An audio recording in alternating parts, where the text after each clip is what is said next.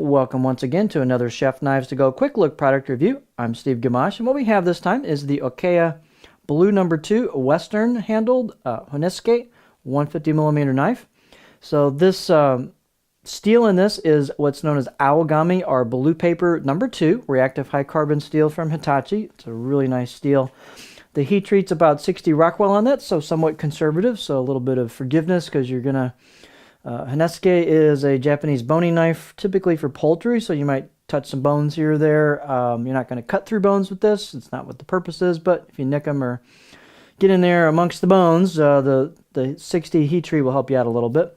The construction is traditional iron, soft iron cladding on either side of that core steel for a 3-layer sandwich, and the cladding does cover the spine as well. They've got an interesting textured finish to it. That's kind of a crinkle finish that reminiscent of Nishiji, or kind of a pear skin mottled finish. And you've got some hand chiseled kanji. So we'll take a close-up look at it. The just as a reference, they do produce 2 versions of this knife. So there's the Western handled version, and there's the Wa, or Japanese handled version, which actually has a bigger handle. The knives are virtually the same, a little different style neck on them.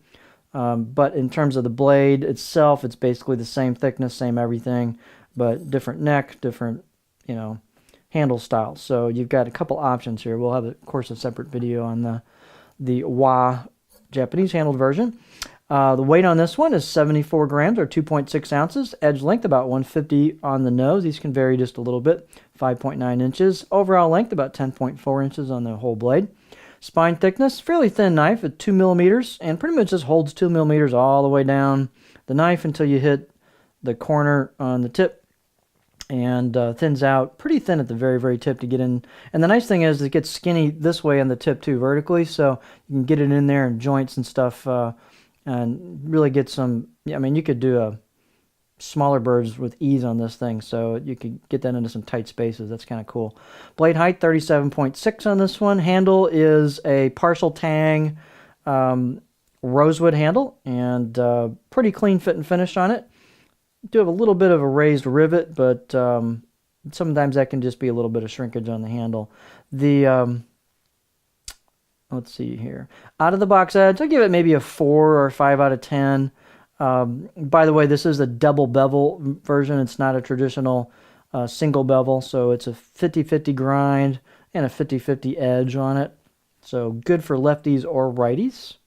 The blade is fairly stiff. For the 2 millimeters isn't really super thick, but this blade is quite stiff. And it does have, looks like a lacquer finish on it.